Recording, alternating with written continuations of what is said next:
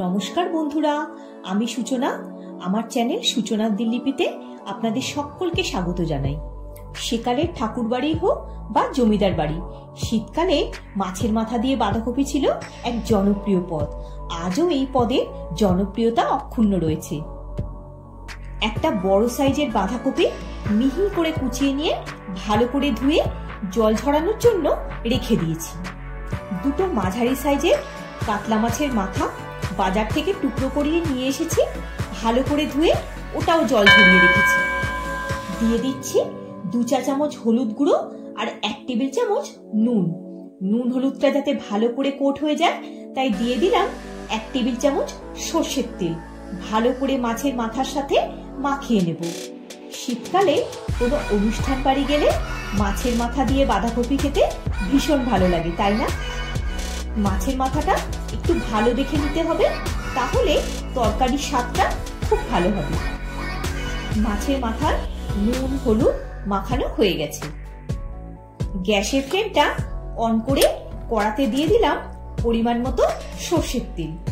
যে কোনো মাছের পদ সর্ষের তেলেই ভালো লাগে। তেলটা গরম হয়ে গেছে। একটা ঢাকার সাপোর্ট দিয়ে মাছের মাথার বড় টুকরোটা প্রথমে দিয়ে দিলাম। যেহেতু মাছের মাথায় ফ্যাট থাকে তাই একটু ফাটার চান্স থাকে, তাই সাবধানে ভেজে নিতে হবে। এইভাবে অর্ধেকটা ঢাকা দিয়ে একদিকটা হয়ে গেলে অন্য দিকটা টার্ন করে দিলাম। ভাজা হয়ে গেছে, একটা বোলের মধ্যে তুলে নিলাম। আরো দুটো টুকরো দিয়ে দিলাম। এটাও ভাজা হয়ে গেছে, এটাও তুলে নেব। একসাথে মাছের মাথা না ভেজে ব্যাচ ওয়াইজ ভাজলে মাথাটা ভালো করে ভাজা যায়। একটা কড়াতে মাছের মাথা ভাজা তেল খানিকটা দিয়ে দিলাম।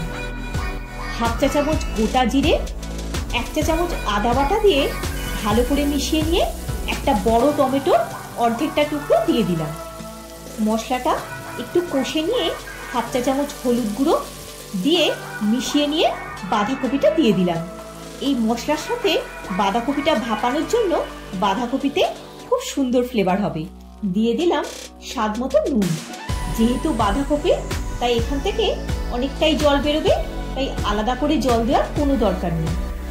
মশলার সাথে বাঁধাকপিটা ভালো করে মিশিয়ে দেব। রংটা আস্তে আস্তে পরিবর্তন হয়ে আসছে। এবার এটা সফট হওয়ার জন্য একটা ঢাকা দিয়ে দিলাম। আর গ্যাসের ফ্লেমটা লো টু মিডিয়ামে রেখে করতে হবে। বাঁধাকপিটা নরম হয়ে কিছুটা কমে এসেছে। যে কড়াতে মাছের মাথাটা ভেজেছিলাম সেই তেলটা একটু গরম হলে দিয়ে দিলাম একটা গোটা শুকনো লঙ্কা, 2টো তেজপাতা, 3টে ছোট এলাচ, 3টে লবঙ্গ, একটা দারচিনি স্টিক, 1/4 চা চামচ গোটা জিরে দিয়ে ভালো করে মিশিয়ে দিলাম। মশলাটা দিয়ে সুগন্ধ বেরোলে দিয়ে দিলাম 2টো ছোট সাইজের পেঁয়াজের স্লাইস। যেহেতু মাছের মাথার তরকারি তাই এইভাবে পেঁয়াজ আদা রসুন দিয়ে কষে নিলে একটু আঁশটানি গন্ধ লাগবে না। পেঁয়াজটা হালকা ভাজা হলে দিয়ে দিলাম 1/2 টেবিল চামচ আদা রসুনের পেস্ট। এটা দিয়ে একটু মিশিয়ে নিলাম। 2টো আলু একটু ছোট করে কেটে এর মধ্যে দিয়ে দিলাম। যদি কেউ না চান আলুটা নাও দিতে পারেন, তবে দিলে খেতে খুব ভালো লাগবে। আলুটা একটু ভাজা ভাজা হলে বাকি অর্ধেকটা টমেটো স্লাইসও দিয়ে দিলাম।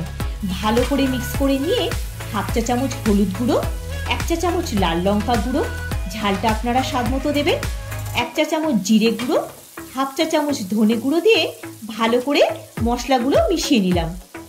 দিয়ে দিলাম 1/2 চা চামচ কাশ্মীরি লঙ্কা গুঁড়ো। যেহেতু টমেটো থেকে জল বেরিয়েছে তাই মশলাগুলো খুব ভালোভাবে মিশে গেছে আর আলুটার গায়েও একটা রং ধরে নিয়েছে।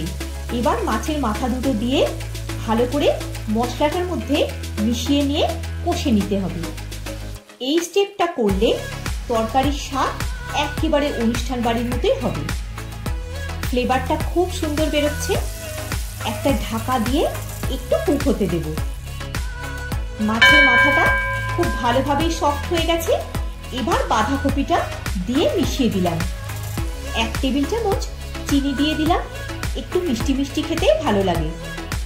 স্বাদ মতো নুনও অ্যাড করে দিলাম। রংটা ঠিকঠাক হয়ে গেছে। তরকারিটা একটু মাখা মাখা করে নিতে হবে, তাই আর ঢাকা দেব না। গ্যাসের ফ্লেম মিডিয়ামে রাখতে হবে, না হলে শুকনো ভাবটা আসবে না। হালকা সেদ্ধ করা কড়াইশুঁটি দিয়ে দিলাম।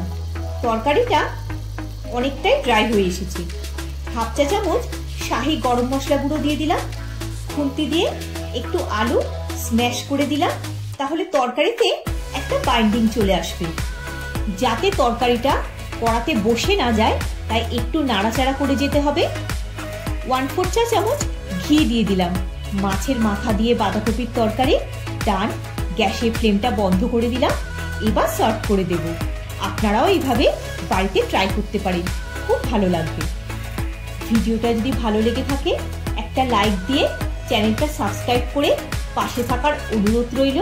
সবাই খুব ভালো থাকবেন, সুস্থ থাকবেন। দেখা হচ্ছে পরের একটি পর্বে। ধন্যবাদ।